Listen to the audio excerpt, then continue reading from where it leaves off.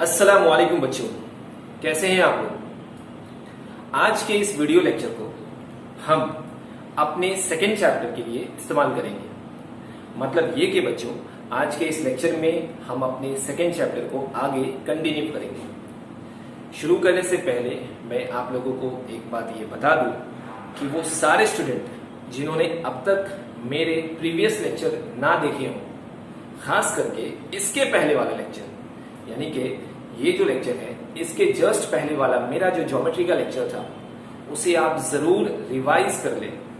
ना देखे हों तो देख लें, और जिन्होंने देखा है तो प्लीज उसे एक बार रिवाइज कर लें। यानी कि अगर वो चीजें आपके दिमाग में फ्रेश होंगी तो आपको आगे का जो एक्सरसाइज है वो आसानी से समझ में आ जाएगा। सुन रहे हैं ना मेरी बात? आपको रिवीजन करके इस वीडियो लेक्चर को देखना है। अगर आप रिवाइज नहीं करेंगे तो चीजें आपको बाद में परेशान करेंगी। इसलिए मैं चाहता हूं कि नया लेक्चर शुरू करने से पहले आप लोग इन सारी चीजों को जो प्रीवियस लेक्चर में आपको बताया गया था, इन एंगल्स के बारे में, उसे आप एक बार रिवाइज कर लें। रिवीजन होने के बाद आपको आगे का पूरा जो प्रॉपर्टीज है और जो एक्सरसाइज है वो आसानी से समझ में आ जाएंगे। तो आइए ज्यादा बातें ना करते हुए हम अपने एक्सरसाइज को स्टार्ट करते हैं। एक्सरसाइज को डायरेक्टली स्टार्ट नहीं कर रहा हूं, एक बार आप फिर ये सुन लीजिए। अभी तक मैंने एक्सरसाइज नंबर 2.1 का एक भी क्वेश्चन स्टार्ट नहीं किया हूं। पिछले लेक्चर में जब चैप्टर की शुरुआत हुई थी उस वक्त मैंने आपको कुछ प्रॉपर्टीज और इन 5 एंगल्स के बारे में इंफॉर्म किया था कि इनका फॉर्मेशन कैसे होता है। आप यहाँ पर ये डायग्राम देख रहे होंगे, 2 पैरेलल लाइंस है। इसके बारे में भी मैंने आपको बताया था कि पैरेलल लाइंस कैसे होती है, और एक ट्रांसवर्सल क्या होता है उसे भी बताया था। तो अगर 2 लाइंस पैरेलल है और एक ट्रांसवर्सल है तो इनकी वजह से जो इस तरह से ये 5 एंगल का फॉर्मेशन होता है उसे हम कैसे ऑब्जर्व करेंगे, ये मैंने अपने लास्ट वाले लेक्चर में बताया था।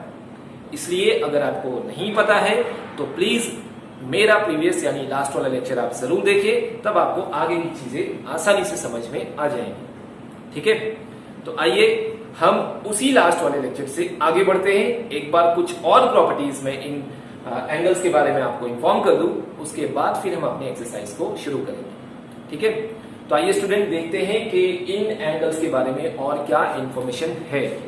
ठीक है, सबसे पहले तो मैं आपको पिछले लेक्चर का कुछ एक रिवीजन करा देता हूं। आपको याद होगा तो हमने 2 पैरेलल लाइंस देखे थे।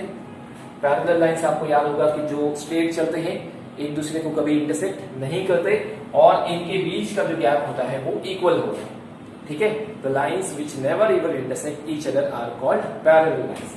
उसके बाद ये जो है ट्रांसवर्सल, जो 2 लाइन को इंटरसेक्ट करके आगे पास होता है उसे हम ट्रांसवर्सल कहते हैं। तो 2 लाइन पैरेलल है और एक ट्रांसवर्सल है। इनकी वजह से ये जो 5 एंगल का फॉर्मेशन होता है उसे कैसे देखना है वो आपको याद होगा। एक हल्का सी फटाफट रिवीजन कर लेते हैं। सबसे पहला जो एंगल था वो करस्पॉन्डिंग एंगल। तो स्टूडेंट बोलो जरा, करस्पॉन्डिंग एंगल कैसे आप देखते हो? यहां मैंने आपको एक लॉजिकल तरीका बताया था। इंग्लिश का अल्फाबेट, हाँ जोर से बोलो, इंग्लिश का अल्फाबेट एफ के जैसा अगर जो जोड़ी बनेगी एंगल की वो आपका करस्पॉन्डिंग एंगल होगा।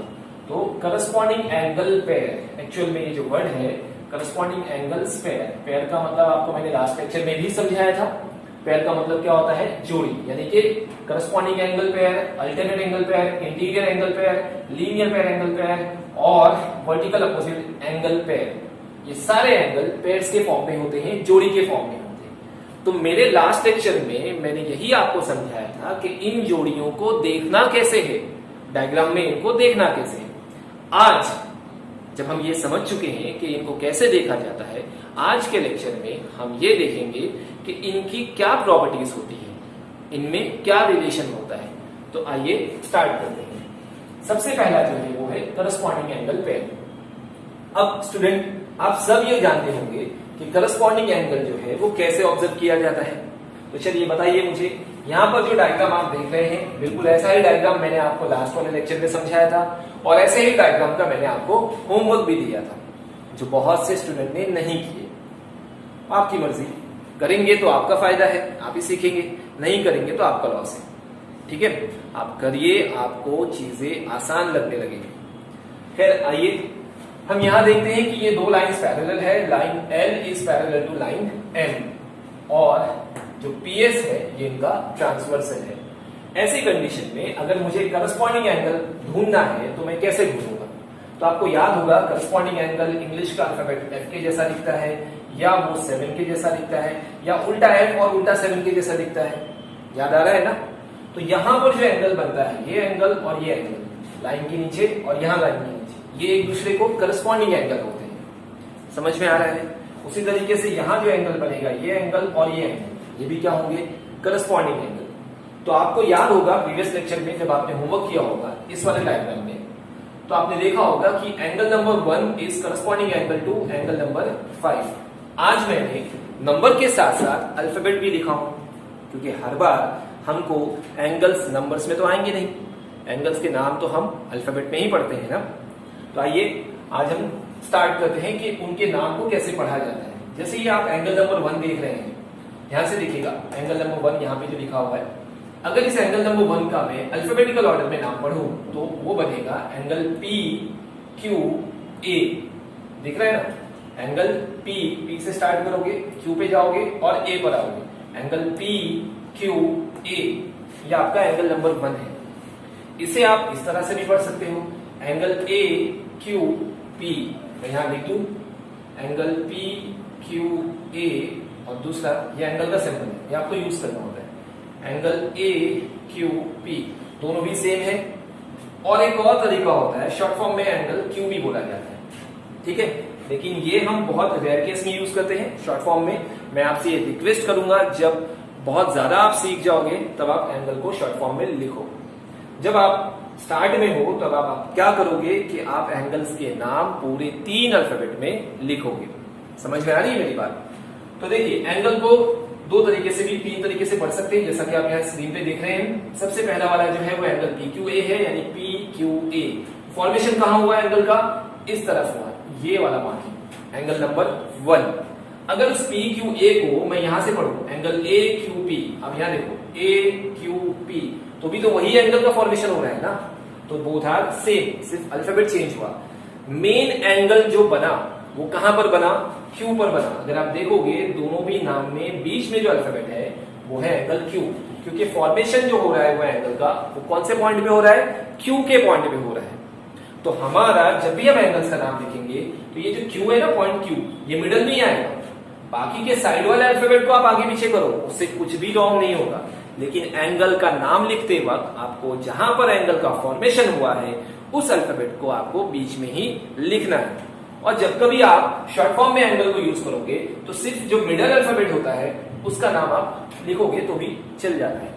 समझ में आ रहा है ना एंगल को कैसे लिखना है? तो इस तरह से हम एंगल को लिख सकते हैं। चलिए आगे देखते हैं। अगर मैं बात करूं कि मैं करस्पॉन्डिंग एंगल को यहां कैसे ढूंढूंगा, तो मैं अगर एंगल नंबर 1 का अल्फाबेटिकल नाम लिख रहा हूं तो मैं इस तरीके से लिख सकता हूं पी क्यू ए, ये एक एंगल नंबर 1 हो गया। इसका करस्पॉन्डिंग एंगल बोलना, तो इसका करस्पॉन्डिंग एंगल क्या बनेगा? एंगल नंबर 5 क्या होगा? Q R C. दिख रहा है आपको? Q R C. इसका जो डायग्राम बनेगा वो कुछ ऐसे बनेगा, यानी कि आप देख सकते हो उल्टा एफ, दिख रहा है ना? ये उल्टा एफ, यानी एक एंगल यहां फॉर्म हुआ और एक एंगल यहां फॉर्म हुआ। तो ऐसे पेयर्स को, ऐसे एंगल्स की जोड़ी को हम करस्पॉन्डिंग एंगल कहते हैं। ये चीज मैं आपको प्रीवियस लेक्चर में बता चुका हूं, आज रिवीजन ही हो रहा है, ठीक है, अभी तक कुछ नया शुरू नहीं किया। तो ये करस्पॉन्डिंग एंगल समझ में आ गया। आज हमें नया क्या देखना है कि ये जो करस्पॉन्डिंग एंगल बनते हैं इनके बीच में, इन दोनों एंगल्स के बीच में, करस्पॉन्डिंग एंगल पेयर्स, पेयर्स मतलब 2, तो दोनों एंगल के बीच में क्या रिलेशन होता है। तो स्टूडेंट मैं आपको अब नई चीज बताने जा रहा हूं कि जब कभी 2 लाइंस पैरेलल है, ध्यान से सुनना, कंडीशन, मैंने वर्ड यूज किया जब कभी, जब का मतलब समझ में आ रहा है ना, कंडीशन। अरे मेरे पास अगर 100 रुपया है तभी तो मैं सामान खरीद सकूंगा ना, तभी मैं कुछ चीजें खरीदूंगा, तो पैसा होना कंडीशन है। उसी तरीके से यहां पर पैरेलल लाइन होना कंडीशन है। जो मैं बताने जा रहा हूं उसके लिए कंडीशन है कि अगर 2 लाइंस पैरेलल है और एक ट्रांसवर्सल है तो इनके थ्रू बनने वाले ये दोनों करस्पॉन्डिंग एंगल क्या होते हैं? कॉन्ग्रुएंट होते हैं। क्या होते हैं?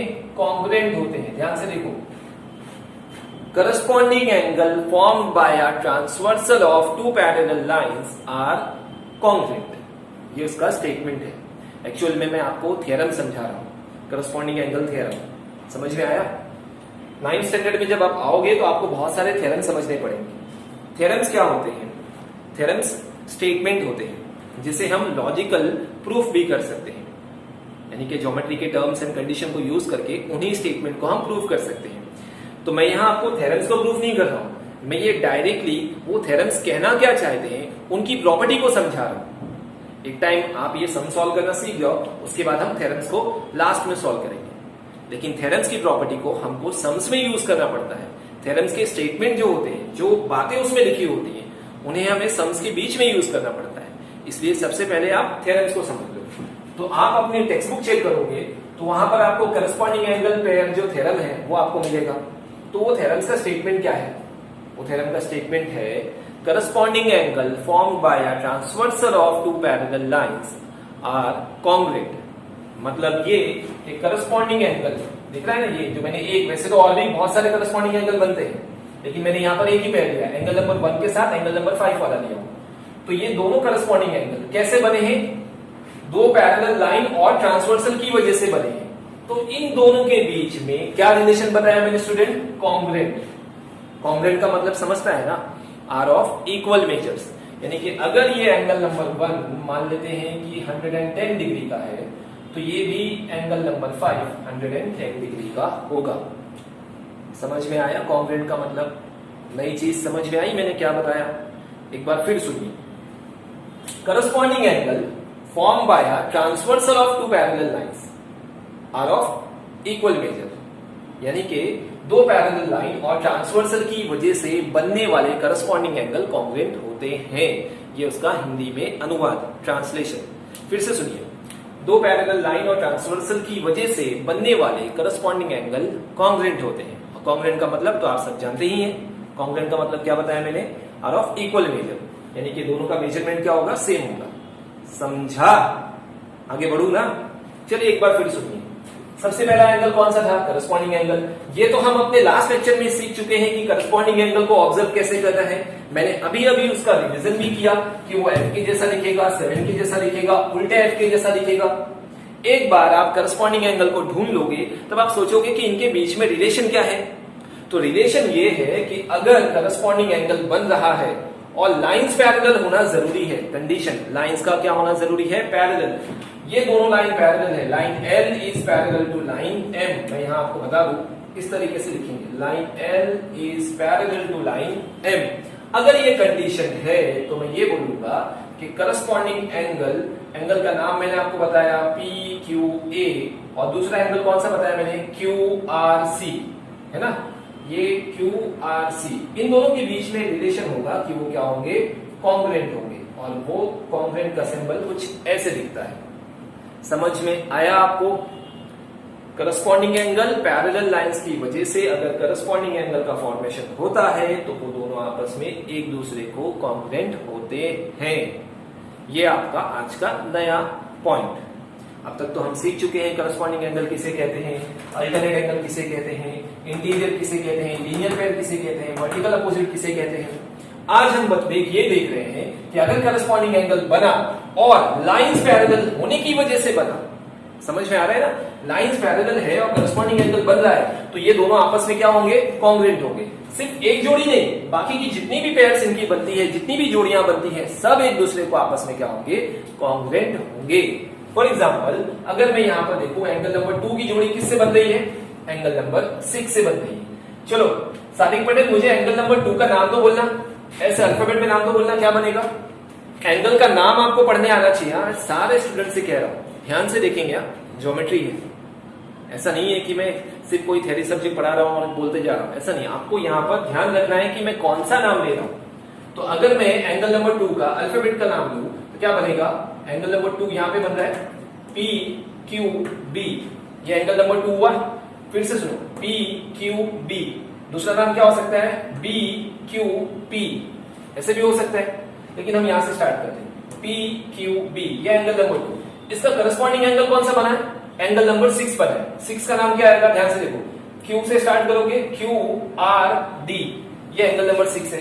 तो देखने में वो डायग्राम कुछ आपको ऐसा दिखेगा, दिख रहा है? P से स्टार्ट करोगे, चलिए मैं यहाँ पे नाम भी लिख देता हूँ, P है, उसके बाद Q है और यहाँ पर B है, नीचे R है और D है।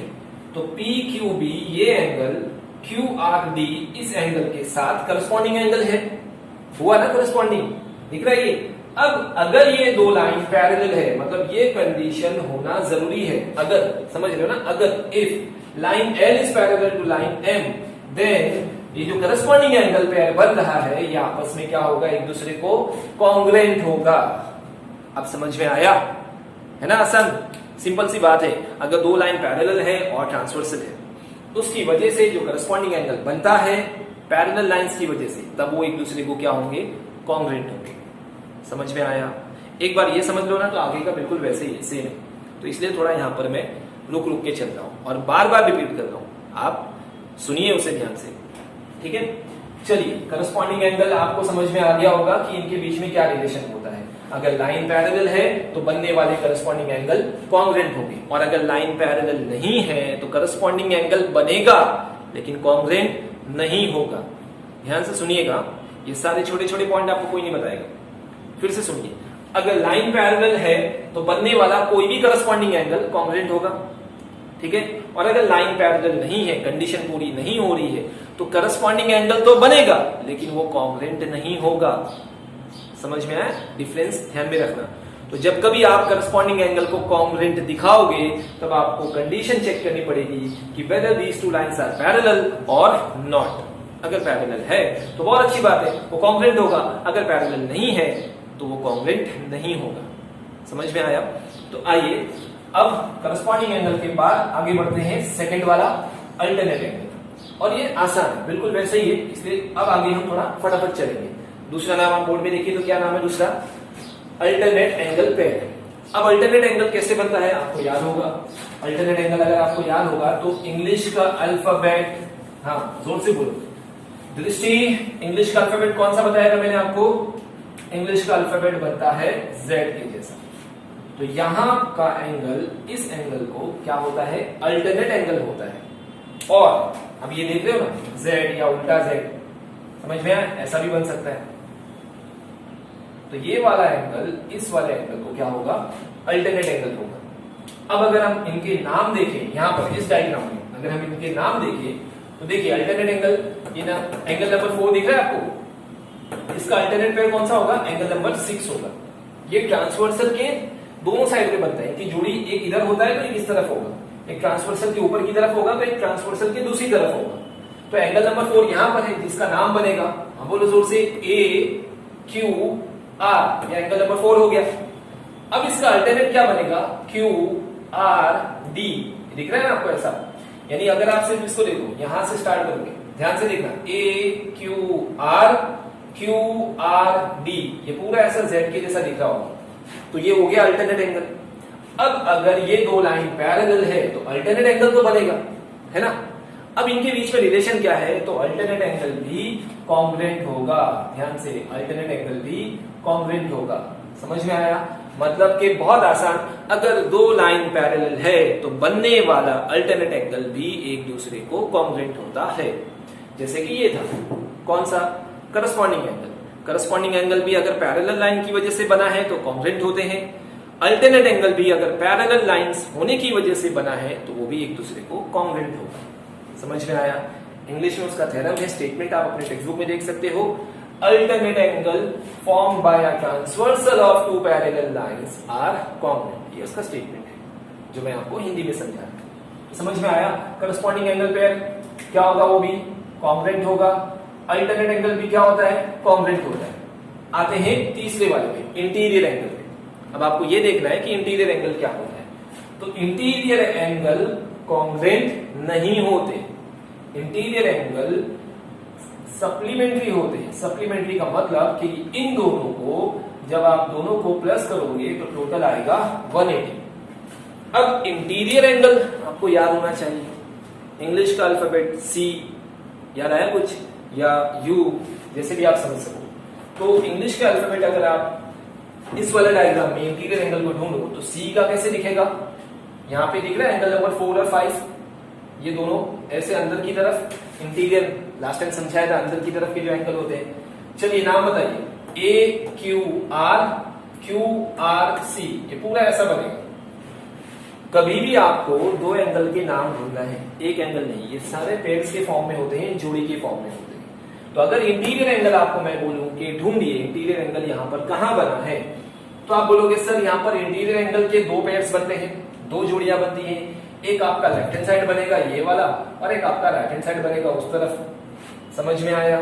तो अगर मैं लेफ्ट हैंड साइड वाले एंगल्स की जोड़ी का नाम बताऊं तो क्या बनेगा, ए क्यू आर। ठीक है, यहां मैं कहीं लिखूं इसको, यहां देखो, चलो एंगल ए क्यू आर, और इसका जोड़ीदार कौन है, Q R C, angle Q R C. ये हो गए दोनों भी इंटीरियर एंगल। क्या ये कॉन्ग्रुएंट होंगे? तो मैंने आपको बताया ये कॉन्ग्रुएंट नहीं होंगे। तो इनके बीच में क्या रिलेशन है? तो इंटीरियर एंगल अगर पैरेलल लाइंस के बीच में बने हैं तो दे आर सप्लीमेंट्री। इसका मतलब इन दोनों का टोटल ऑलवेज कितना आएगा, 180 ही होगा, ना उससे ज्यादा होगा ना उससे कम होगा। समझ में आ रहा है?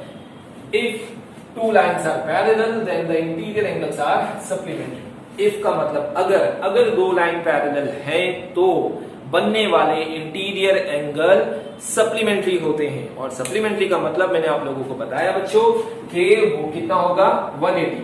यानी एक एंगल 180 का नहीं होता, इन दोनों को प्लस करोगे तो 180 आएगा। इसका मतलब अगर ये एंगल नंबर 4 फॉर एग्जांपल ले लेते हैं 70 है, ठीक है, तो ये वाला कितना होगा, क्यूआरसी 110 होगा। 70 प्लस 110 कितना आएगा, 180 आएगा। कुछ चीजें समझ में आई? सप्लीमेंट्री का मतलब दोनों को प्लस करोगे तो कितना आएगा, 180। एक और वर्ड होता है, आपने पहले भी पढ़ा है, कॉम्प्लीमेंट्री। कॉम्प्लीमेंट्री मतलब जब दोनों को प्लस करोगे तो क्या होता है, 90 होता है। तो यहां पर हम सप्लीमेंट्री देख रहे हैं 180, किसके अंदर, इंटीरियर एंगल के अंदर। समझ में आई बात? चलिए एक बार फिर से देखते हैं इंटीरियर एंगल को। अगर ये दो लाइन पैरेलल है तो बनने वाले इंटीरियर एंगल क्या होते हैं, सप्लीमेंट्री। सबसे सिंपल और सरल भाषा में आपको बताया जा रहा है, अगर दो लाइन पैरेलल है तो बनने वाला इंटीरियर एंगल सप्लीमेंट्री होता है। और सप्लीमेंट्री का मतलब 180 डिग्री के होते हैं, दोनों को प्लस करके 180 आएगा। अब वो लेफ्ट में बने या राइट में बने या कहीं भी बने। इस तरफ वाले के नाम देखेंगे तो क्या आएगा, चलो नाम बताओ, बी क्यू आर, ये दिख रहा है ना आर, बी क्यू आर हो गया। इसका जोड़ीदार क्यू आर डी, ऐसे बनेगा। तो एंगल नंबर 3 और 6 की जोड़ी बनेगी इंटीरियर में। तो इन दोनों को जब प्लस करोगे तो कितना आएगा, 180 आएगा। ये फिक्स होता है, ये ज्योमेट्री है, ये हम चेक नहीं करेंगे, ये पहले से होता है, बस हम इसे प्रूफ कर सकते हैं और इसी प्रूफ को हम थ्योरम बोलते हैं। समझ में आया? तो फिलहाल हम प्रूफ नहीं कर रहे, हम उसे डायरेक्ट प्रॉपर्टी के फॉर्म में पढ़ रहे हैं और मान लेना है। ठीक है, जब थ्योरम सॉल्व कराऊंगा तब आप देखोगे कि कैसे इस बात को प्रूफ किया जाता है। फिलहाल उन थ्योरम्स की प्रॉपर्टी को समझना है, क्या बातें लिखी हुई हैं उनको मानना है। तो तीसरा हो गया इंटीरियर एंगल। एक बार इन तीनों को रिवाइज कर दूं और जरा इन तीनों में एक खास बात कॉमन देखना, इन तीनों में, करस्पॉन्डिंग एंगल में, अल्टरनेट एंगल में और इंटीरियर एंगल में। जरा इन तीनों के बारे में मैं एक खास बात बता दूं। इन तीनों में एक बात कॉमन ये है कि अगर आपको इनकी प्रॉपर्टीज को यूज करना है, जैसे कि ये कॉन्ग्रुएंट प्रॉपर्टी है या ये सप्लीमेंट्री वाली प्रॉपर्टी है, इनकी प्रॉपर्टीज को अगर यूज करना है तो आपको लाइंस का पैरेलल होना बहुत जरूरी है। इसके बिना, पैरेलल लाइंस के बिना वो कॉन्ग्रुएंट नहीं होंगे, अल्टरनेट एंगल भी कॉन्ग्रुएंट नहीं होगा और इंटीरियर एंगल भी 180 यानी कि सप्लीमेंट्री नहीं होगा। तो मैं आपको अगर बोलूं कि दो एंगल अल्टरनेट एंगल है लेकिन लाइंस पैरेलल नहीं है, तो आप क्या बोलोगे, सर अल्टरनेट एंगल तो है, मानते हैं, बनता है, लेकिन वो कॉन्ग्रुएंट नहीं होगा। कॉन्ग्रुएंट कब होगा, उसके लिए कंडीशन क्या है, लाइंस पैरेलल होना चाहिए। Line L is parallel to line M। समझ में आया कंडीशन? समझा ना? अरे जरा जोर से बोलो, आवाज नहीं आ रही है। पैरेलल इज द कंडीशन, किसके लिए, करस्पॉन्डिंग एंगल के लिए, अल्टरनेट एंगल के लिए, इंटीरियर एंगल के लिए। अगर दो पैरेलल लाइंस है और एक ट्रांसवर्सल है तो बनने वाला करस्पॉन्डिंग एंगल कॉन्ग्रुएंट, बनने वाला alternate angle congruent, interior angle supplementary. ये हो गया रिवीजन, क्लियर?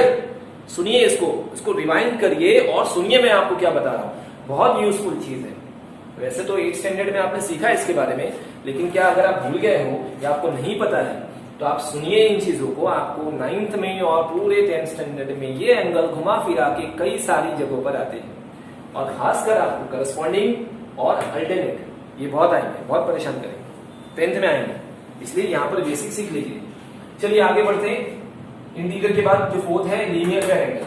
अब देखना है कि ये क्या होता है। अब लीनियर पेयर के बारे में प्रीवियस लेक्चर में तो हम डिस्कस कर ही चुके हैं। लीनियर मतलब कि स्ट्रेट लाइन, पेयर का मतलब जोड़ी। एक स्ट्रेट लाइन पे क्या बनेंगे, जोड़ी बनेंगे। जोड़ी में कितने एंगल, 2 एंगल।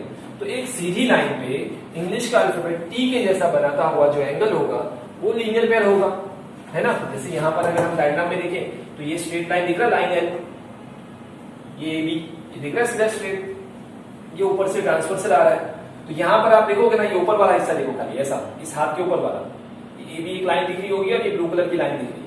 तो एंगल नंबर 1 और एंगल नंबर 2 ये क्या बनाएंगे आपके लीनियर पेयर। उल्टा टी दिख रहा होगा ना ऐसा।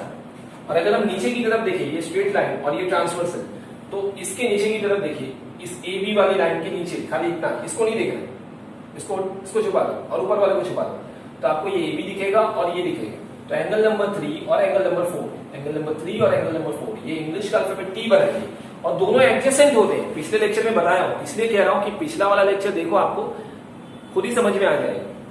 तो यहां पर 3 और 4 दोनों क्या बनाएंगे, लीनियर पेयर एंगल। और मैं आपको ये बता दूं, जो लीनियर पेयर एंगल होते हैं इनका भी टोटल कितना होता है, 180 होता है। समझ में आया। इंटीरियर एंगल क्या होता है, 180 होता है। लीनियर पेयर एंगल भी कितना होता है, 180 होता है। समझ में आ रहा है। इन दोनों को टोटल करोगे तो कितना आएगा, 180 आएगा। क्लियर, ये हो गया। लेकिन हाँ, लीनियर पेयर के लिए पैरेलल होना जरूरी नहीं है, क्योंकि आप खुद ही देख रहे हो सर ये बिना इस लाइन के भी बना सकता है ना, 2 लाइन का होना उसके लिए जरूरी नहीं है। लीनियर पेयर एंगल आप अगर डायग्राम चेक करो तो मैं यहाँ आपको समझाता हूँ कि मान लेते हैं ये एक स्ट्रेट लाइन है और ये इस तरीके से आ रहा है। तो एक ही लाइन पे आप देखोगे, यहाँ पर अगर आप गौर से देखो तो आपको ना यहाँ एक एंगल बनते हुए दिख रहा होगा ऐसा, और एक एंगल इसके बाजू में दिख रहा होगा। ठीक है, अगर इसको हटा दें ये दिख रहा है ना ऊपर, तो ये एडजेसेंट एंगल। तो क्या दूसरी लाइन कहीं दिखी आपको पैरेलल होने के लिए, नहीं दिखी ना। तो ये एक ही लाइन से बन जाता है। अगर मैं कोई और डायग्राम समझाऊं तो ऐसा भी बन सकता है, एक एंगल यहाँ बनेगा, एक एंगल यहाँ बनेगा। दिखा ना, ठीक है, ऐसा ये उल्टा टी है, ये सीधा टी है, दोनों एडजेसेंट है, आजू बाजू में है। तो ऐसे एंगल को हम लीनियर पेयर कहते हैं। ये दोनों लीनियर पेयर हुए, ये दोनों लीनियर पेयर हुए। इनमें लाइंस का पैरेलल होना जरूरी नहीं होता। अब लीनियर पेयर की प्रॉपर्टी क्या होती है, इससे लीनियर पेयर एंगल कितना होता है, 180 डिग्री का होता है। दोनों को प्लस करोगे तो कितना आएगा, 180 डिग्री। तो ये हो गया फोर्थ वाला। आते हैं अपने 5वें वाले एंगल की तरफ, जिसका नाम है वर्टिकली अपोजिट एंगल, और जिसे हमने इंग्लिश का अल्फाबेट एक्स के जैसे समझा था। वर्टिकल अपोजिट, बिल्कुल सामने वाला एंगल। तो इनकी प्रॉपर्टी ये होती है कि सिर्फ vertically opposite angles are congruent. क्या याद रखोगे, vertically opposite angles are congruent. समझ में आया। इन दोनों के लिए लाइंस का पैरेलल होना जरूरी नहीं होता। ऊपर के 3 एंगल्स के लिए अगर आपको कॉन्ग्रुएंट चाहिए और सप्लीमेंट्री चाहिए तो इन तीनों एंगल्स के लिए लाइंस का पैरेलल होना जरूरी है। लेकिन एंगल लीनियर पेयर एंगल के लिए और वर्टिकल अपोजिट एंगल के लिए पैरेलल लाइंस का होना जरूरी नहीं है। समझ में आया। तो ये हो गया आपकी आज की प्रॉपर्टी। इन्हीं चीजों को यूज करके हम अपनी एक्सरसाइज नंबर 2.1 को स्टार्ट करेंगे। तो प्रीवियस लेक्चर में मैंने आपको एंगल कैसे देखे जाते हैं वो बताया था। आज के इस लेक्चर में स्टार्टिंग में मैं आपको ये बता रहा हूं कि इनकी प्रॉपर्टीज कैसे होती है, या मैं आपको इनके थ्योरम्स के बारे में बता रहा हूं कि इनके थ्योरम्स कहते क्या है। तो एक बार फिर फटाफट रिवाइज कर देता हूं, उसके बाद हम अपना सम्स पे आते हैं। चलिए रिवीजन देखिए बोर्ड पे सब लोग। सबसे पहला करस्पॉन्डिंग एंगल पे, तो आपको क्या याद रखना है कि अगर सर पैरेलल लाइंस की वजह से बनने वाला करस्पॉन्डिंग एंगल क्या होगा, कॉन्ग्रुएंट। समझ में आया। किसकी वजह से, पैरेलल लाइंस की वजह से। अगर वो पैरेलल लाइंस नहीं है तो करस्पॉन्डिंग एंगल कॉन्ग्रुएंट नहीं होगा। दूसरा, अगर 2 लाइंस पैरेलल है और ट्रांसवर्सल है तो ऐसे में बनने वाले अल्टरनेट एंगल भी क्या होंगे, कॉन्ग्रुएंट होंगे। सुन रहे हो ना। तीसरा, अगर 2 लाइन पैरेलल है, 2 लाइन क्या है, पैरेलल है और एक ट्रांसवर्सल है, तो ऐसे में बनने वाले इंटीरियर एंगल क्या होते हैं, सप्लीमेंट्री होते हैं। यानी कि दोनों को प्लस करके क्या आएगा, 180 आएगा।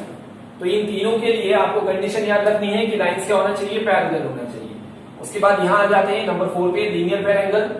इनके लिए कुछ नहीं, अगर लीनियर पेयर एंगल कहीं भी बन रहा है, चाहे इस डायग्राम में बने या चाहे किसी और डायग्राम में बने, वो ऑलवेज क्या होगा 180, और लीनियर पेयर दोनों बाजू में होते हैं, ध्यान रखना। उसके बाद है बच्चों वर्टिकली अपोजिट एंगल, यानी कि इंग्लिश का अल्फाबेट एक्स, इसके लिए भी पैरेलल होना जरूरी नहीं है, ये कहीं भी बने, ठीक है, वो भी एक दूसरे को क्या होगा, कॉन्ग्रुएंट होगा। तो ये हो गया आपका रिवीजन।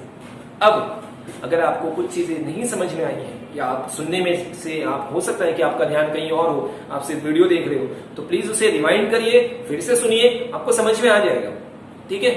आप एक बार इसे चाहो तो लिख सकते हो इन चीजों को और इस डायग्राम को, और इसमें से लिखने के बाद हम फिर स्टार्ट करेंगे अपना एक्सरसाइज नंबर 2.1 का क्वेश्चन नंबर 1। आइए बच्चों, अब देखते हैं हम एक्सरसाइज नंबर 2.1 का फर्स्ट वाला क्वेश्चन। ये फर्स्ट वाला क्वेश्चन हमें उन्हीं प्रॉपर्टीज के ऊपर सॉल्व करना है जो अभी अभी हमने देखे हैं इसी बोर्ड के ऊपर, कि क्या करस्पॉन्डिंग एंगल होता है, क्या रिलेशन होता है, अल्टरनेट कैसा होता है, और उसके बाद इंटीरियर क्या होता है, वर्टिकल अपोजिट क्या होता है, लीनियर पेयर क्या होता है। इन सारे पांचों एंगल की प्रॉपर्टीज को दिमाग में फ्रेश रखिए और उसके बाद इस क्वेश्चन को देखिए, आप आसानी से सॉल्व करेंगे। तो स्टूडेंट, मैं आपको एक क्वेश्चन ये सॉल्व कराऊंगा और ध्यान से सुनिए। कुछ बच्चों को कंफ्यूजन ये होती है कि जो मैं बोर्ड पे कराता हूं वो ये सोचते हैं कि वो नहीं करना है। आपको जो बोर्ड पे कराया गया है वो भी करना है होमवर्क बुक में, और आपको जो मैं होमवर्क दे रहा हूं वो भी करना है। मतलब ये जिस बुक में आप प्रैक्टिस करते हो वो तो अलग है, वो आप इसको देख करके लिखोगे, वो आपकी प्रैक्टिस हो गई। लेकिन जब मैं होमवर्क दूंगा ना, तो आपको ये वाला भी होमवर्क में करना है। फर्स्ट वाला जो बोर्ड पे कराया गया है वो भी करना है, और जो मैं होमवर्क दूंगा वो भी करना है। समझ में आया? यानी मैंने अगर पहला कराया और आपको पांचवा होमवर्क दे दिया फॉर एग्जाम्पल, तो आपको होमवर्क बुक में पहला भी करना है और पांचवा भी करना है, और आपकी प्रैक्टिस बुक में आपको ये पहला लिख लेना है। आई बात समझ में? कंफ्यूजन नहीं होना चाहिए। आप अपने होमवर्क के फोटोज भी सेंड करेंगे जैसे पहले करते थे। लेकिन मैं वही देख रहा हूं कि कुछ बच्चे तो होमवर्क भेजते ही नहीं, वो ये समझते हैं कि उन्होंने लेक्चर्स देख लिए तो उनको सब आ गया। अरे अभी अभी आप 8th स्टैंडर्ड से 9th में आए हो, आपको बिना प्रैक्टिस के कुछ नहीं आएगा। हर काम में परफेक्शन लाने के लिए प्रैक्टिस की जरूरत पड़ती है। तो लाइए अपने अंदर परफेक्शन, प्रैक्टिस करिए, बिना प्रैक्टिस के कुछ नहीं होगा। ध्यान से सुनिए इस बात को, सही ना? बिना मेहनत के कुछ भी नहीं मिलता है यहाँ पर, तो मेहनत करिए तब आप चीजों को सीखोगे, ठीक है। आते हैं सबके ऊपर। एक्सरसाइज नंबर 2.1 का पहला क्वेश्चन, जैसा कि आप यहाँ पर इस वक्त देख रहे हैं। क्वेश्चन क्या लिखा हुआ है आप अपनी टेक्स्ट बुक भी देख सकते हैं, या जो नोट्स मिले हैं उसके अंदर भी क्वेश्चन प्रिंटेड होते हैं। यहाँ पर बोर्ड पे अगर आपको क्वेश्चन देखने में थोड़ी सी प्रॉब्लम आ रही है तो प्लीज टेक्स्ट बुक को रिफर करिए। चलिए, क्वेश्चन में क्या है, line RP is parallel to line MS. अब ये आरपी और एमएस कहां पर है, तो ये रहा वो डायग्राम। आरपी, ये स्ट्रेट लाइन दिख रही है आपको, line RP is parallel to line MS. ये कंडीशन समझ में आया? दो लाइन क्या है, पैरेलल है। ये दिया हुआ है, ये क्वेश्चन में है, बताया है कि लाइन आरपी और एमएस क्या है, पैरेलल है, यानी ये पहले से है। समझ में आया? उसके बाद line D K is their transversal. Line D K, ये रहा डी और ये रहा के, तो ये जो ब्लू वाली लाइन ऊपर से आ रही है, जो इंटरसेक्ट करके आ रही है, ये आपका ट्रांसवर्सल। ये चीज तो हम पहले भी सीख चुके हैं ना, है ना? सिंपल, दो लाइन पैरेलल और एक उसका ट्रांसवर्सल। तो करना क्या है, तो कहता है कि ये 1, 2, 3 और 4 चारों एंगल के मेजरमेंट फाइंड करो।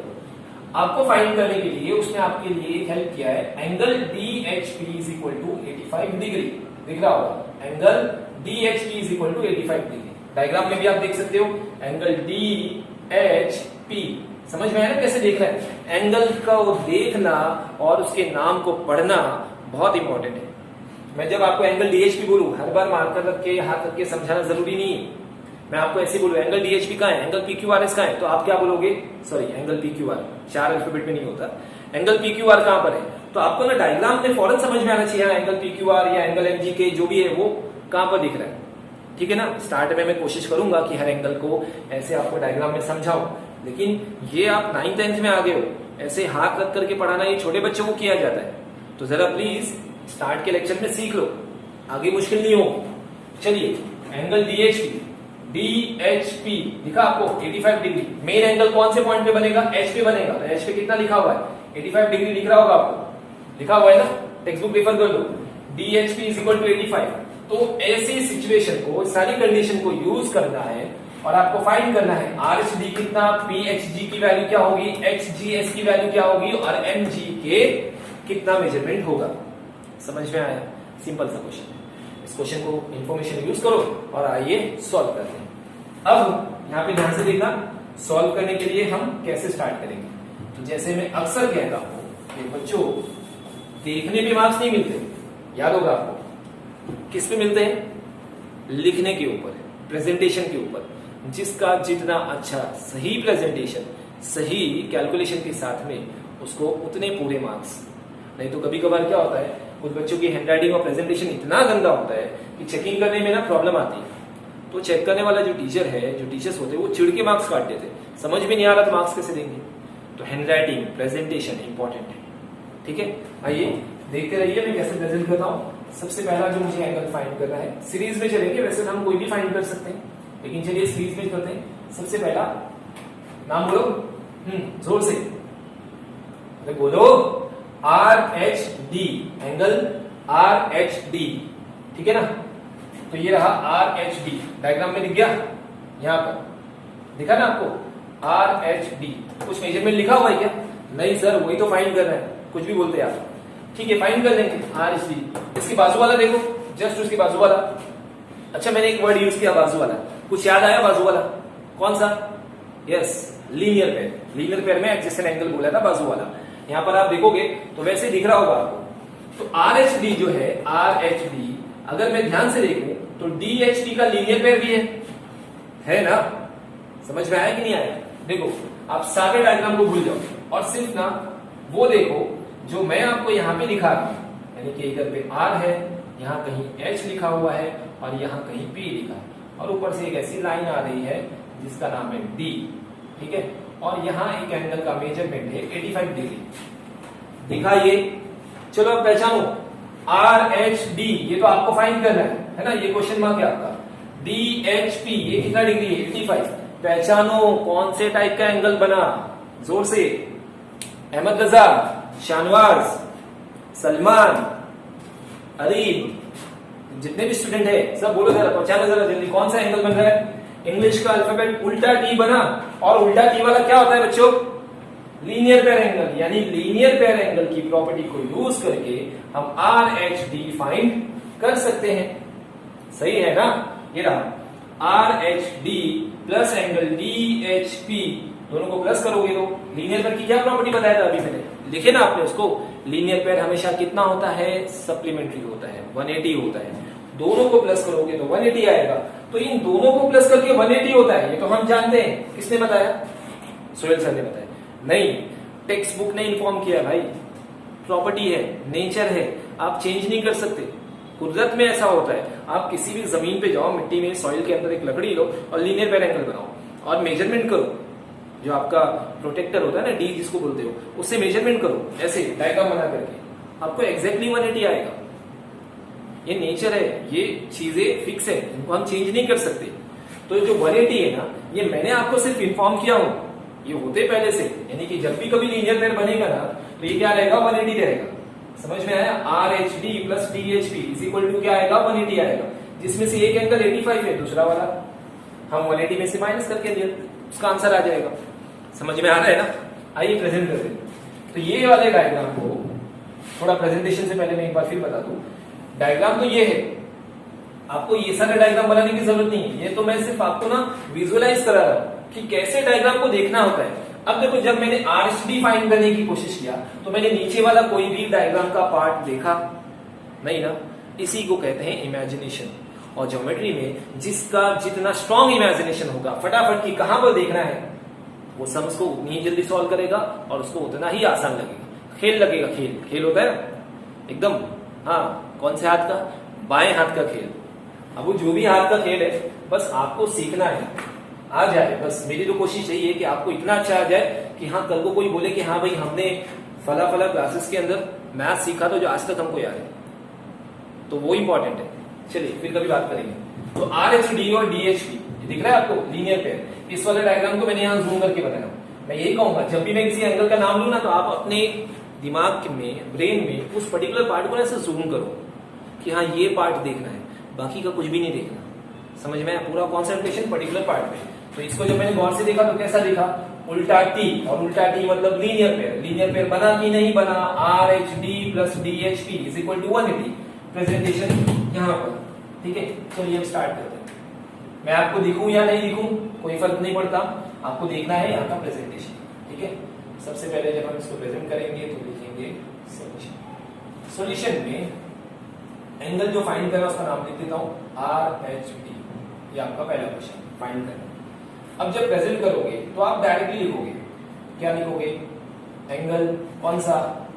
आर एच डी प्लस, क्योंकि लीनियर पेयर को प्लस करके 180, अकेला 180 नहीं होता, प्लस कौन सा आएगा? D H P. Angle D H P is equal to कितना आएगा? 180 डिग्री, ठीक है। आगे ब्रैकेट में जरा ध्यान से सुनिए। अब ये आपने सोचा, ये मैंने सोचा कि सर ये लीनियर पेयर एंगल का फॉर्मेशन हो रहा है और मैंने 180 दिखा दिया। अब चेक करने वाले को पता सब कुछ है कि लीनियर पेयर हो रहा है, लेकिन वो जब तक आप यहाँ पे लिखोगे नहीं ना, आपको मार्क्स नहीं देंगे। यानी ज्योमेट्री क्या चीज है, आपको लिखना भी है, समझना भी है, और उसके बाद क्या आप सोच रहे हो ना उसको ऐसे ब्रैकेट में मेंशन भी करना होता है। अलजेब्रा में ऐसा नहीं होता। अलजेब्रा में आपने दोनों को प्लस किया, प्लस माइनस वगैरह जो भी करोगे आंसर आ जाता है। आपको रीजंस नहीं देने होते, बहुत कम केसेस में रीजन देना होता है। ज्योमेट्री के अंदर आप जो चीज सोचते हो उसको आप आगे मेंशन करना, मेंशन नहीं करोगे तो मार्क्स नहीं मिलेंगे। समझ में आ रहा है? छोटी छोटी चीजें, बड़े बड़े मार्क्स। ये जो छोटे छोटे पॉइंट आपको बता रहा हूं ना, कि आपके मार्क्स को बढ़ा देगा। फिलहाल तो मैं मार्क्स के हिसाब से ही बात कर रहा हूँ, जब कभी कुछ और बात करनी होगी तो देखेंगे।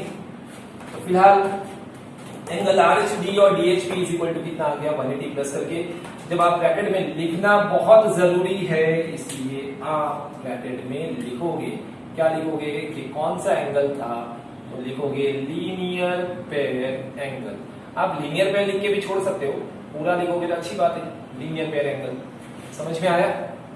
अब उसके बाद आपको करना क्या है? आर एच डी वाला तो सर फाइंड करना था, तो जो चीज फाइंड करनी है उसको एज इट इज लिखो, प्लस के नीचे प्लस की साइन आएगी। समझ में आ रहा है ना प्रेजेंटेशन? और डीएचपी जो मुझे दिया हुआ है, दिख रहा है एंगल डीएचपी, डायग्राम में भी है, कितना डिग्री है? 85 डिग्री।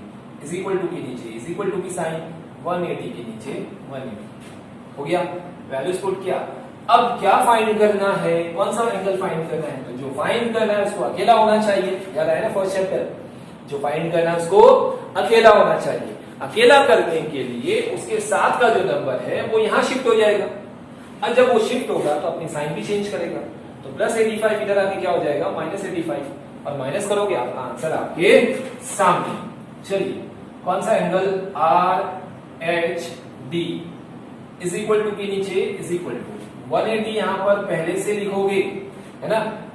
उसके बाद ये प्लस 85 वहां जाएगा तो क्या हो जाएगा? माइनस 85 इज इक्वल टू के नीचे इज इक्वल टू। अब आप देखो ये आर एच डी यहां लिखा हुआ है, लास्ट वाले स्टेप में आर एच डी को आप इसके करीब ला सकते हो, कुछ इस तरह से। Angle R H D 180 minus 85 कितना बचता है भाई? 95, और ये रहा आपका आंसर ऊपर डिग्री। समझ में आया? 95 माइनस, अगर कभी मैंने जल्दबाजी में रॉन्ग किया तो आप करेक्शन कर लेना। 180 माइनस 85 कितना आ गया? 95। एंगल आर एच हो गया सॉल्व। तो लास्ट वाले स्टेप में ये देख लीजिए, सीधा लिख रहा हूं, लेकिन आखिरी स्टेप में जब मुझे ब्रैकेट बनाना होता है तो मैं इस एंगल को थोड़ा करीब लगाऊं। इक्वल टू के नीचे इक्वल टू चलता है, ये इंपॉर्टेंट है। ये इज इक्वल टू इसके करीब नहीं जाता, है ना। ऐसे जाएगा तो ऐसा नहीं कि हाँ गंदा लगेगा, लेकिन एक तरीका है ना कि स्ट्रेट लिखने की आदत करना, इसलिए ये इज इक्वल टू जो है ना वो स्ट्रेट लिखो, उस एंगल को आप यहाँ करीब में कर सकते हो। तो ये हो गया आपका पहला एंगल, कौन सा? आर एच डी फाइंड हो गया। ठीक है, डायग्राम को मैंने वहां से यहाँ बना दिया। ये डायग्राम आपको यहाँ साथ में बनाना जरूरी नहीं है, ये आपको सिर्फ समझाने के लिए था। अब इस डायग्राम के मिटा देता हूं इसको। इसके बाद दूसरा एंगल है पी एच जी। चलो ढूंढो आप लोग, जब तक मैं इसको रफ करता हूं। कौन सा एंगल है? पी एच जी। इधर है पी एच जी, पी एच जी, ये इधर नीचे वाला। ठीक है, मार्किंग करूं? फिर से देखो, पी एच जी दिख गया। तो तो वो कुछ यहां पे बदला है, यहां पर ऐसा। जो रेड मार्किंग आपको दिख रही है ना, फिर से नाम पढ़ो, सोर्स से पढ़ो, पी एच जी, ये दिख रहा है, ये पोर्शन, ये पोर्शन, ये आपका एंगल है सेकंड वाला, फाइंड कर, ठीक है। इसका नाम लिख लेते पहले, यहां पर क्या फाइंड करना है, एंगल का नाम बोलो, एंगल पी एच जी, ठीक है, ये फाइंड करना। अब अगर मैं पी एच जी को देखूं, पी एच जी, तो इसका मेजरमेंट कैसे मिलेगा? अब इसके मेजरमेंट के लिए यहां का जो एंगल है, इसका नाम पढ़ो तो ये ऊपर वाला एंगल का, हाँ, आर एच डी, अभी अभी फाइंड हुआ, एकदम फ्रेश है, एकदम ताजा ताजा आया है। कितना डिग्री आया है? 95 डिग्री, सही है। अब अगर मैं इसको देखूं पी एच जी, तो ये एंगल मुझे कई तरीकों से मिल सकता है, दो तरीके दिख रहे हैं मुझे, है ना। अब वो आपकी मर्जी, दोनों तरीके में से कौन सा भी मेथड यूज करो, किसी भी प्रॉपर्टी को यूज करके सॉल्व करो, आंसर सेम ही आने वाला है। पहला तो मुझे ये दिख रहा है कि सर ये वर्टिकल अपोजिट है, बिल्कुल सामने। अब आप बोलेंगे सर कैसे? तो यहां देखो उसको, ये दिख रहा है एक्स के ऐसा, तो यहां का एंगल था 95 डिग्री और यहां का एंगल आपको फाइंड करना है, ये बिल्कुल सामने। इसका नाम होगा आर, यहां पर एच और यहां डी, यहां पी एच और जी। तो ये देखो are H D P H G, ये इस पार्ट को और इस पार्ट को बिल्कुल सामने सामने दिख रहा है, दिख रहा है ना। इंग्लिश का अल्फाबेट एक्स, थोड़ा सी वैसा पतला है लेकिन वो एक्स के जैसे ही दिखता है। देखो ये स्ट्रेट लाइन और ये ऐसा एक्स के जैसा दिखता है। तो ये एंगल और ये एंगल दोनों क्या होंगे? Vertically opposite angle. और अभी अभी आज के स्टार्टिंग में मैंने क्या बताया, वर्टिकली अपोजिट एंगल्स क्या होते हैं? कॉन्ग्रुएंट होते हैं ना भाई। तो अगर ये 95 डिग्री का है तो ये कितने का होगा? 95 डिग्री का, डायरेक्ट आ जाएगा। समझ में आया? तो एक तो ये मेथड है। दूसरा मेथड भी आप अगर आप देख सकते हो, आप इमेजिन कर रहे हो तो बहुत अच्छा, मेरा पढ़ाना कामयाब। और अगर आप नहीं देख पा रहे हो तो अभी आप सीख ही रहे हो। चलो दूसरा वाला मेथड, यहां देखो, इसका और इसका लीनियर पेयर ऐसे बनता है इस तरफ, इंग्लिश का अल्फाबेट टी। अगर मैं दूसरा वाला डायग्राम बनाऊं तो कुछ ऐसे बनेगा। यहाँ पर कितना डिग्री है? 85, और ये वाला नीचे वाला आपको फाइंड करना है। तो आप ध्यान से देखो, ये स्ट्रेट लाइन और ये ट्रांसवर्सल। तो इस बार यहां पर आपको क्या बनेगा? टी बनेगा। यहाँ पे भी लीनियर पेयर यूज कर सकते हो, जैसे यहाँ यूज किए। समझ में आया ना? तो लीनियर पेयर से भी आंसर आ रहा है और वर्टिकल अपोजिट एंगल से भी आंसर आ रहा है। तो लीनियर पेयर का मेथड कैसे प्रेजेंट करना हो तो हम देख चुके हैं। अभी काम करते हैं, इसको देखिए, ये भी नया है ना। तो वर्टिकल अपोजिट वाले मेथड से सॉल्व करते हैं। तो आपकी चॉइस है, लीनियर पेयर से करो या वर्टिकल से करो, आंसर सेम रहेगा। लेकिन हम इससे करेंगे क्योंकि नया जो अलग अलग एंगल लेंगे, इधर लीनियर पेयर ले चुके हैं तो इधर वर्टिकल लेते हैं सॉल्व करने के। चलिए, कौन सा एंगल? पी एच जी। अब यहां देखो, पी एच जी किसका वर्टिकल अपोजिट एंगल है? आर एच डी का। तो डायरेक्टली बिना किसी रीजन के ये दोनों वर्टिकली अपोजिट एंगल्स कॉन्ग्रुएंट होते हैं। थ्योरम है भाई, और थ्योरम्स की प्रॉपर्टी की बातें हमको माननी पड़ती है ना।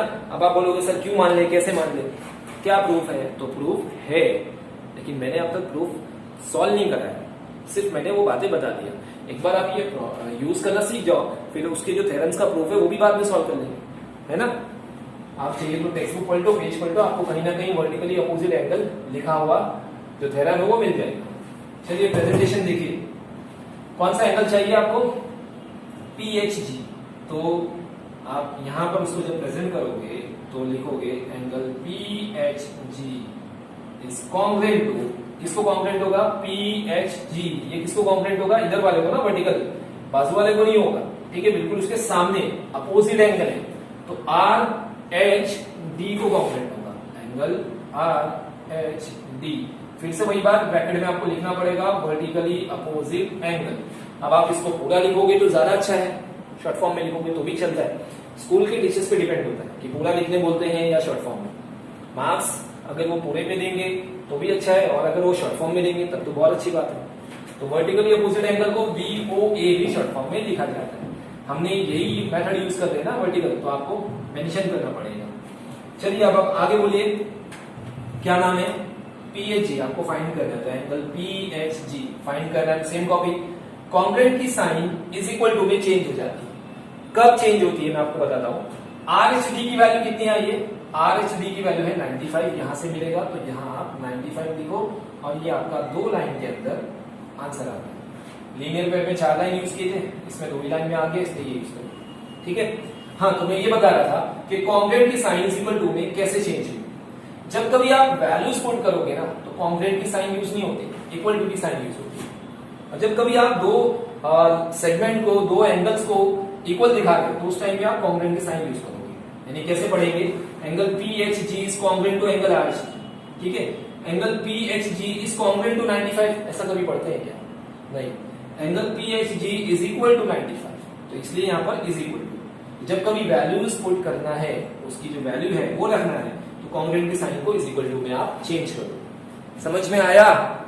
सेकंड वाला भी कंप्लीट। कौन सा? वर्टिकल या अपोजिट एंगल जो था PHG कंप्लीट। चलिए तीसरा ढूंढिए फटाफट, जब तक मैं रफ करता हूं। तीसरा वाला नाम बोलो, HGS। कहां पर है HGS? किसी को दिखा डायग्राम में? और उसका जोड़ीदार कैसे सॉल्व होगा? वर्टिकल से, लीनियर पेयर से, करस्पॉन्डिंग से, इससे कैसे कर सकते हैं? 5 टाइप के एंगल है, ढूंढो आप, फिर सॉल्व कराते हैं। HGS, HGS। अब मेन एंगल का फॉर्मेशन कहां हो रहा है? G पे हो रहा है। जो बीच में पॉइंट होता है ना, वहां पर मेन एंगल का फॉर्मेशन होता है। तो HGS यहां पे एंगल बनता है। चलिए फिर से मार्किंग करते हैं। ये एंगल है आपका, ये क्वेश्चन मार्क है आपका। ठीक है, जहां पे क्वेश्चन मार्क बना हुआ है वो आपको फाइंड करना है। ये रेड वाला एंगल अभी अभी फाइंड हुआ है, यहां पर है ना, PHG और HGS। ये लीनियर पे सॉरी इंटीरियर एंगल दिख रहा है ऐसा अंदर, तो हम इंटीरियर से भी इसको सॉल्व कर सकते हैं। अब एक और तरीका है, और भी मेथड है। अगर हम इसको देखें HGS को और ध्यान से देखो DHP को, तो वो करस्पॉन्डिंग भी बना रहा है। मैं आपको दिखाता हूं, यहां पर टाइम जाएगा क्योंकि पहला समय है, तो टाइम तो लगेगा, सब्र करो थोड़ा। ये रहा DHP, कितना डिग्री है? 85। और HGS ये वाला आपको फाइंड करना है। दिख रहा है कुछ इंग्लिश का अल्फाबेट F के जैसा, उल्टा F के जैसा, करस्पॉन्डिंग एंगल DHP HGS है ना। अब मुझे ये बताओ कि करस्पॉन्डिंग एंगल की क्या प्रॉपर्टी बताया था? कॉन्ग्रुएंट। कब? जब दो लाइंस पैरेलल। तो क्या RP और MS पैरेलल है? Line RP is parallel to line MS। कंडीशन पूरी हो गई, ये दो लाइन पैरेलल है, तो बनने वाला जो करस्पॉन्डिंग एंगल है वो एक दूसरे को कॉन्ग्रुएंट होता है। तो अगर ये 85 है तो ये भी 85 होगा, HGS। तो मिल गया ना आंसर। किससे मिला? करस्पॉन्डिंग से सॉल्व किए। हम चाहें तो हम इसको हटा दें और इसको देखो आप, इस पार्ट को, तो C के जैसा दिख रहा है। तो अगर यहां हमको PHG मिल चुका है, तो PHG कितना? 95। तो ये 95 है, तो ये हम इंटीरियर वाली प्रॉपर्टी से सॉल्व कर सकते हैं। तो हमारे पास एक एक एंगल को फाइंड करने के लिए 2 या कभी कभी 3 मेथड भी होते हैं। अब आप कोई भी यूज करो, है ना। करस्पॉन्डिंग भी अभी हमने यूज नहीं किए और इंटीरियर भी यूज नहीं किए, तो एक काम करते हैं, करस्पॉन्डिंग से सॉल्व कर लेते हैं इसको। ठीक है, चलिए प्रेजेंटेशन देखिए कैसे प्रेजेंट करेंगे, क्योंकि थोड़ा ये इसमें वो चीज है कि इसमें कंडीशन चाहिए, लाइंस को पैरेलल, तो उसको कैसे लिखना है वो देखेंगे आप। करस्पॉन्डिंग है, करस्पॉन्डिंग वाले से यूज कर लो। आप चाहो तो लीनियर पेयर से भी कर, सॉरी आप चाहो तो इंटीरियर से भी कर सकते हो। तो ये फर्स्ट वाला हो गया, ये सेकंड वाला हो गया। थर्ड वाला मैं काम करूं, यहां करूं, मैं बीच में एक ऐसी लाइन बना देता हूं और थर्ड वाला एंगल सॉल्व करते हैं। इसका क्या नाम है? HGS, एंगल HGS, ये आपको फाइंड करना है। ध्यान से देखो, अब इसका प्रेजेंटेशन देखना, क्योंकि हम किससे? करस्पॉन्डिंग से सॉल्व करते हैं। तो करस्पॉन्डिंग HGS का करस्पॉन्डिंग एंगल कौन सा है? ये है DHP। अभी यहां बनाया था मैंने ऐसा, F के ऐसा, है ना। फिर से देखो, ये रहा HGS, ये यहां पर बन रहा है, तो इसका जोड़ीदार यहां लाइन के ऊपर बनेगा करस्पॉन्डिंग एंगल पे, DHP हो गया ना करस्पॉन्डिंग। अब करस्पॉन्डिंग एंगल कॉन्ग्रुएंट कब होता है? जब दो लाइंस पैरेलल होती है। तो आपको दो लाइन पैरेलल, ट्रांसवर्सल सब दिखाना पड़ेगा। तो कैसे लिखेंगे इसको? सिंस ये लिख रहा है line RB is parallel to, ये लिखना पड़ेगा किससे? Line MS, line RP is parallel to line MS। आगे आपको लिखना है एंड कौन? DK is their transversal. तो आगे जगह नहीं, इसलिए मैं नीचे लिखता हूं DK इज द ट्रांसवर्सल या इज देयर ट्रांसवर्सल हो गया। ये line RP is parallel to line MS, ये रहा आरपी, ये रहा एमएस, ये दो लाइन पैरेलल है और ये जो डीके है वो उनका ट्रांसवर्सल है। तो जो कंडीशन हमें करस्पॉन्डिंग एंगल के लिए चाहिए थी वो पूरी हो गई, दो लाइन पैरेलल और एक ट्रांसवर्सल। ऐसे कंडीशन में बनने वाला करस्पॉन्डिंग एंगल कॉन्ग्रुएंट होता है। तो बताइए कौन सा करस्पॉन्डिंग एंगल देखना है, आपको कौन सा फाइंड करना है, एच जी एस। आप क्या लिखोगे, therefore angle H G S congruent होगा किसको, DHP को, एंगल DHP को। आगे फिर रीजन तो देना ही है ना, बिना रीजन के मार्क्स नहीं है आपको। तो आगे आप ब्रैकेट बनाओगे और लिखोगे क्या, करस्पॉन्डिंग एंगल लिखना है भाई, नहीं लिखोगे ना तो मार्क्स नहीं मिलेगा। हो गया। अब नेक्स्ट टाइम में जो आपको फाइंड करना है HGS वो तो सेम रहेगा, कॉन्ग्रुएंट की साइन इज इक्वल टू में चेंज हो जाएगी। DHP की वैल्यू कितनी है, इधर है DHP, ये रहा DHP इज इक्वल टू कितना डिग्री, 85 डिग्री।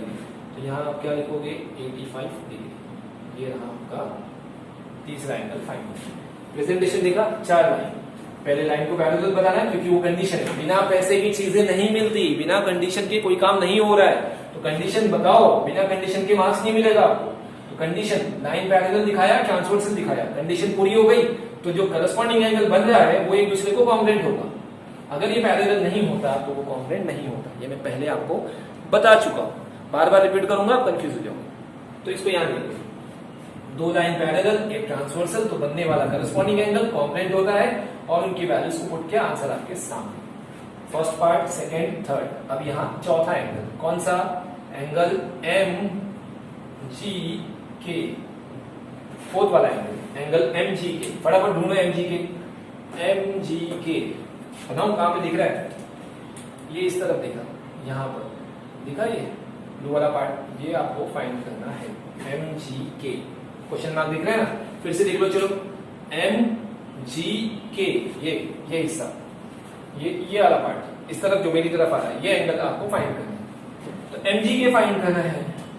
अगर मैं MG को देखूं, MGK इस एंगल को देखूं, तो ये तो मुझे कई तरीके से फाइंड हो रहा है ना। सबसे आसान तरीका इधर देखो, वर्टिकल अपोजिट एंगल दिख रहा है कि नहीं। तो मैं MGK को HGS का वर्टिकल अपोजिट बना के दिखाऊं। ये देखो, ये ऊपर से लाइन आ रही है और ये एक लाइन जा रही है नीचे से। इधर पे नाम है M, इधर G, इधर K, इधर S और यहाँ पर H। क्या आपको X के जैसा दिखा, इंग्लिश का अल्फाबेट X के जैसा, तो ये वाला MGK आपको फाइंड आउट करना है। और यहां पर HGS तो अभी अभी आया एकदम, कितना, 85। तो ऐसे क्रॉस में देखो, दिख रहा है ना, बिल्कुल वर्टिकली अपोजिट एंगल है ना। तो जो मेथड यहां यूज किया था ना, वही वाला यहां यूज करके सॉल्व कर लेंगे, है ना आसान, क्योंकि वर्टिकल में सिर्फ 2 ही लाइन लिखा हूं। चलो आ जाओ, खत्म करते फटाफट। क्या आएगा, angle MGK, vertical opposite angle क्या होता है, कॉन्ग्रुएंट होता है। किसको, सामने वाले का नाम बोलो, HGS, एंगल HGS। रीजन बोलो फटाफट, vertically opposite angle MGK find करना है। सेम कॉन्ग्रुएंट की साइन इज इक्वल टू में HGS की वैल्यू कितनी आई अभी, 85 डिग्री। ये रहा आपका फोर्थ एंगल। समझ में आया स्टूडेंट, आपका पहला एंगल, आपका दूसरा एंगल, ये तीसरा वाला और ये चौथा वाला। तो ये इस तरह से हमने अपने 2.1 के फर्स्ट वाले क्वेश्चन को सॉल्व किया, है ना आसान। आज के इस एक क्वेश्चन में एक ही कराऊंगा, लेक्चर काफी बड़ा हो जाता है तो आप लोग देखते नहीं। तो एक लेक्चर में मैंने एक सम कराया और प्रॉपर्टीज बताया, ठीक है। आप इस सम को वापस से रिवाइज करके देखिए, आपका रिवीजन हो जाएगा और इसे अपने प्रैक्टिस बुक में तो लिखना ही है, साथ ही साथ इस वाले क्वेश्चन को भी, और इसके जैसा एक क्वेश्चन है क्वेश्चन नंबर 5, उस वाले क्वेश्चन को आप दोनों क्वेश्चन को होमवर्क में सॉल्व करोगे, ठीक है। समझ में आया क्या बोला, क्वेश्चन नंबर 1 और क्वेश्चन नंबर 5 आप अपनी होमवर्क बुक में भी सॉल्व करोगे। और जो आप जिस बुक में प्रैक्टिस करते हो, दूसरी बुक में, उसमें आप ये वाला जो जहां सिर्फ आप बोर्ड में से कॉपी कर रहे हो, तो इसको आप लिखोगे। ठीक है।